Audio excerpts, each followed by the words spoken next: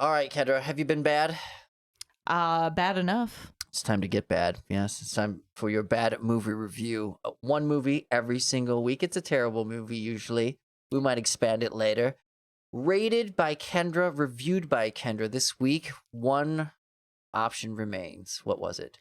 Creepshow. Where did you get the idea for Creepshow? My dad. Okay. My dad. Daddy's pick. Yes. Okay, good.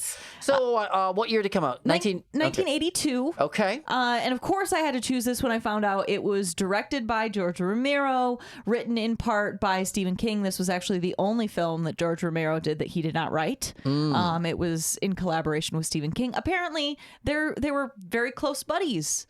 And so George Romero and Stephen King. Yes, the king of the zombie lore and the king of horror literature. Nice. Good friends decided they wanted to make a movie, so they made 1982's Creepshow.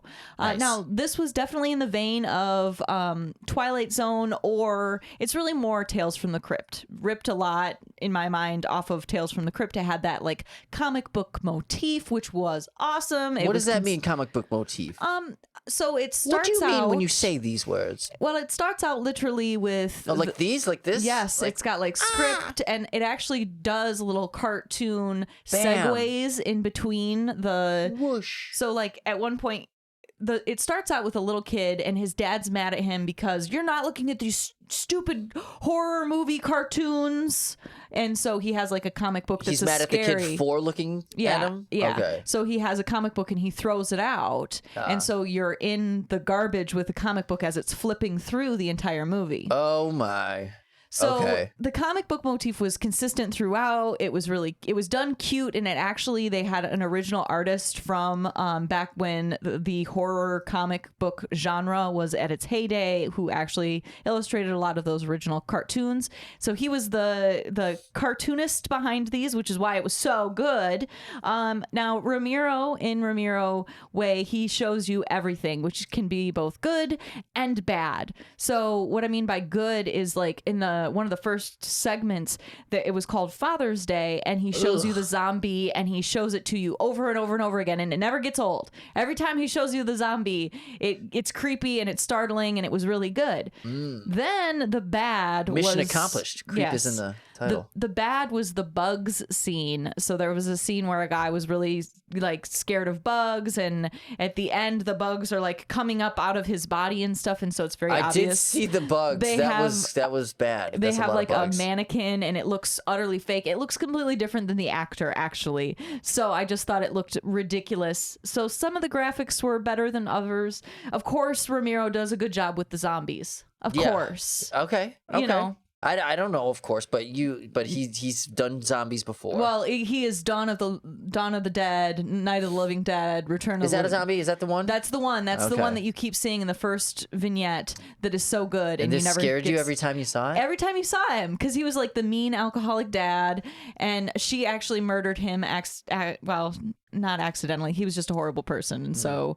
She murdered him. So you say there's 5 shows in the Creepshow? Yes, it was all these like little standalone horror. Kind of like the Twilight Zone movie, how it kind of hit on like 5 different things. Yeah. Okay, go ahead. It reminded me like it was like each episode of Tales from the Crypt, and it had like a scary skeleton guy that kind of was in between, also guiding the story with that comic book motif, as the comic books flipped. Right. I would say that I also enjoyed the Stephen King.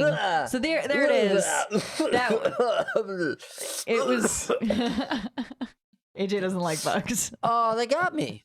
I didn't expect you to give me a clip so graphic. Yes. Holy cow. Yes. So that was not the best. Please, aidez-moi. Graphics. Jesus, that was gross. Yeah, it was. It was kind of gross. That's the 1980s horror for you. It's like not scary. It's just gross. Like I like the thrill. I don't like the it just shows it to you. Well, I mean, that's what you said. You said he shows it, and he's showing it. That's what Romero does. God, he usually I got does it again. God, how many times did you put this clip in there? Just the once. Okay, good. Bad bugs, and then enjoyed.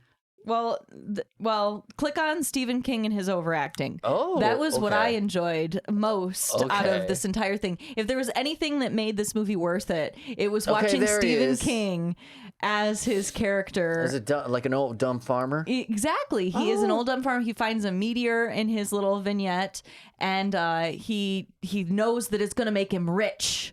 You know, he'll take it to the university with them smart folk, and they'll give him lots of money.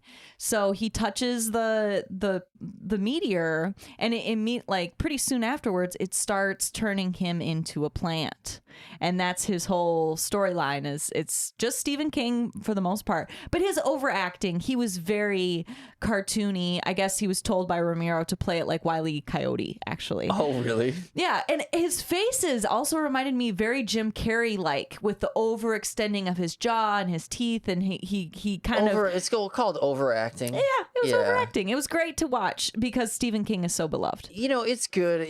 That's better. That kind of acting is better for the theater than for the camera, but he's, it's Stephen King. What are you going to do? It's very beautiful. It's beautiful to see him on screen. And that's also what I mean about these comic book motifs cartoons. It has the daydream with the little bubble. So it feels like sometimes the setting also is very set up in a very cartoon or like a comic book way. It doesn't set you up for things to go really, really bad and then really, really gruesome. Like, oh, it's a happy, campy movie. Well, and this does again, seem like a child's horror genre where, like, if you've got a kid that it's a little bit scary, and I don't know how much a kid might take this, but with the cartoon motif in it, it felt very kid friendly, and it felt like something that kids would enjoy if they were like super into scary movies. All like right, whoa, Kendra, we've got a lot of them here. We've got the whole gang showing up for Starship Trooper ratings here. Well, but let's get to it. Well, how many do we have today? It leaked.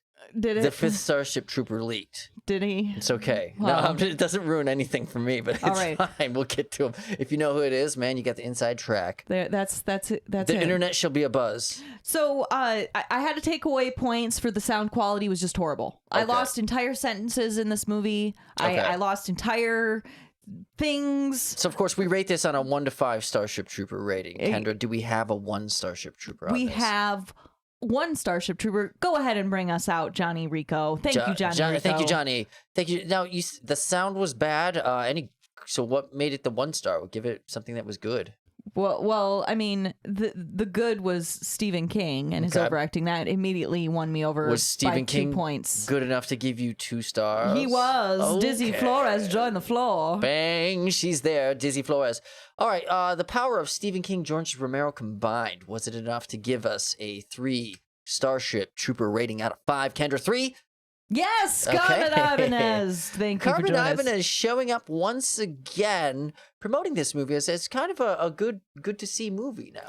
You would rate this a 3. I would rate this a 3 out of 5. That is the score. 4? No, okay. No, this is 3 out of 5. And I feel bad for continuing to give 3 out of 5s. I was gonna say. I feel like I'm middle of the roading it. You better tell them. But in this case, the sound quality was so bad. I wanted it to be higher. I thought it was gonna be higher. With the power of Romero and King, I thought for sure. I was like, I'm gonna give this a 4. There's no way. Yeah, no. And it was just not 3. So there you have it. It was a 3. It's okay. Well, kids, Creepshow up for 3. You got your suggestions. Send them in to Kendra.